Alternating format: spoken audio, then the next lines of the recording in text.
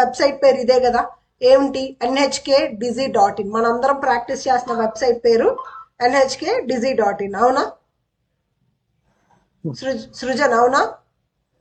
అవును మేడం. ఇప్పుడు నేను హోమ్ పేజ్ లో అబౌట్ పేజ్ నొక్కుతున్నా. సో అబౌట్ పేజ్ నొక్కాక ఇక్కడ నువ్వు యుఆర్ఎల్ అబ్జర్వ్ చేస్తే మనం డిజైన్ చేసిన వెబ్సైట్ లో అది యుఆర్ఎల్ కూడా అబౌట్ పేజ్ కి మనల్ని రీడైరెక్ట్ చేసింది. బట్ ఇందాక మనము ఫస్ట్ ఏదైతే థీమ్ యాక్టివేట్ చేసామో అది ఏంటంటే వేరే యుఆర్ఎల్ కి వెళ్లకుండా కింద వస్తుంది. అంటే పైన డేటా హోమ్ డేటా ఉంటుంది. ఇది కొంచెం పైకి వెళ్ళి మనం ఏదైతే ఈ అబౌట్ అస్ ఇవి ఉన్నాయో అవి వచ్చేస్తున్నాయి. ఇక్కడ చూడండి, డిపార్ట్మెంట్స్ కి వెళ్ళాము ఇందాకలా. ఇక్కడ డిపార్ట్మెంట్స్ ఏం కనిపించట్లేదా? బట్ మీకు ఆ landing page single page websites ఏంటంటే వేరే దానికి వెళ్లకుండా కింద కనిపిస్తాయి. ఇక్కడ చూడండి, ఆ పేజ్ కి వెళ్తేనే డేటా కనిపిస్తుంది, అంతేగాని